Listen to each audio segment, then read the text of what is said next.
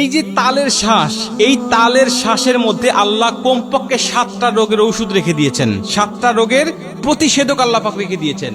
আপনি কল্পনা করতে পারবেন না যে প্রতিটা সিজনের ফলের মধ্যে আল্লাহ ওই সিজনে যে রোগ ব্যাধিগুলো হওয়ার সম্ভাবনা থাকে, ওই রোগ ব্যাধি থেকে আল্লাহ পাক তাকে প্রোটেক্ট করার জন্য ওই ফলের মধ্যে প্রতিষেধক দিয়ে দিয়েছেন।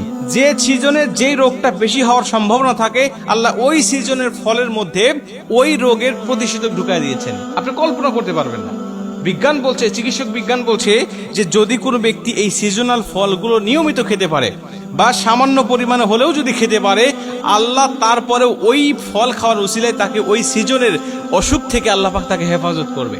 সামান্য তাল শ্বাস, যেটা আমরা ওইভাবে গুরুত্ব দেই না, এর মধ্যে বর্তমান বিজ্ঞান বলছে এই সিজনে হবে এমন 7টা রোগ থেকে আল্লাহ পাক এর মধ্যে প্রতিষেধক রেখে দিয়েছেন। প্রথম নম্বরে, এই তালের নরম শ্বাস যারা খায় বা যারা খাবে তাদের শরীরটা আল্লাহ পাক ঠান্ডা রাখবে। এই সময় ঠান্ডা রাখবে মানে এখন তো বৃষ্টি হচ্ছে, যখন বৃষ্টি ছিল না তখন কি পরিমাণ গরম ছিল, এই গরমের সময় কিন্তু এই তালশ্বাসটা হয়ে থাকে। এই সময় যখন আপনি খাবেন আপনার শরীরটা ঠান্ডা থাকবে, মানে এই শরীরটা আপনাকে অতিরিক্ত ওভারহিট হয়ে যাবে না। এই তালশ্বাসের মধ্যে এটা কন্ট্রোল করবে আপনার শরীরটা।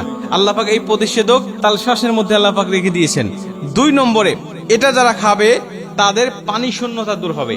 গরম বেশি পড়ার কারণে কিন্তু এই সময়ে মানুষের শরীরে পানি শূন্যতা দেখা দেয়, আর এটা খাওয়ার কারণে চিকিৎসক বলছে যে তার শরীরের মধ্যে পানি শূন্যতা দূর হয়ে যায়। চিন্তা করতে পারেন যে এই সময়ে যে এটা দরকার, আল্লাহ রাব্বুল আলামিন এই জন্যই আমাদেরকে মনে হয় এই খাদ্যটা, এই ফলটা আমাদেরকে দিয়েছেন। 3 নম্বরে, এটা লিভারের জন্য খুবই ভালো, খুবই কার্যকর। লিভারের যাদের সমস্যা আছে তারা যদি নিয়মিত এই তালশ্বাস খেতে পারে এই সিজনে, তাহলে লিভারের সমস্যা থেকেও আল্লাহ পাক তাকে মুক্ত করবে ইনশাআল্লাহ। এবং 4 নম্বরে, যাদের প্রস্রাবের সমস্যা আছে, প্রস্রাব জনিত যত মূত্রনালীতে যত সমস্যা আছে, এগুলো থেকেও আল্লাহ পাক তাদেরকে হেফাজত করবেন এই তালশ্বাস খাওয়ার কারণে বা এই তালশ্বাসের মধ্যে।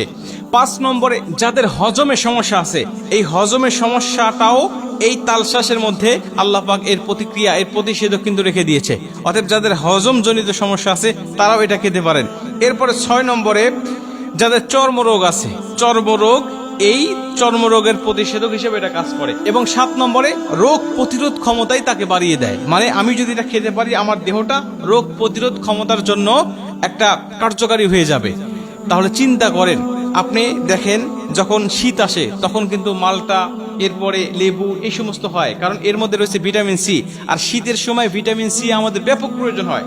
যখন বর্ষা আসে তখন দেখবেন যে পেঁপে, জাম্বুরা, এই সমস্ত ফলগুলো কিন্তু হয়, কারণ এই সময় আমাদের এই বর্ষার সময় যেই রোগগুলো হয় এগুলোর মধ্যে আল্লাহ পাক এর প্রতিষেধকগুলো রেখে দিয়েছেন। প্রত্যেকটা জায়গায়, প্রত্যেকটা সিজনে যেগুলো আমাদের জন্য দরকার, আমার দেহের জন্য দরকার, আল্লাহ সেটাই দিয়ে দিয়েছেন।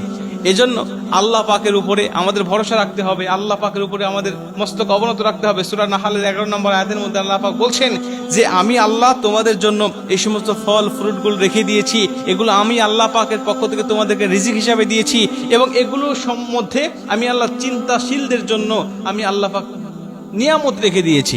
প্রিয় ভাইরা আমার, তাহলে এগুলো আমরা খাবো এবং আল্লাহ পাকের উপরে নিয়ামত আমরা শুকরিয়া আদায় করবো, কারণ পৃথিবীতে যা কিছু আল্লাহ আমাদেরকে দিয়েছেন সব কল্যাণের জন্যই দিয়েছেন। অতএব আমরা এগুলো খাবো এবং আল্লাহ পাকের শুকরিয়া আদায় করব। আর এগুলো মধ্যে আল্লাহ পাক যে নিয়ামতগুলো রেখে দিয়েছেন এগুলো আমরা খাবো এবং অন্য মানুষগুলোকেও জানানোর চেষ্টা করব, যেন তারাও আল্লাহ নিয়ামতগুলো গ্রহণ করে আল্লাহ পাকের শুকরগুজারি বান্দা হিসাবে তারা যেন পরিণত হতে পারে।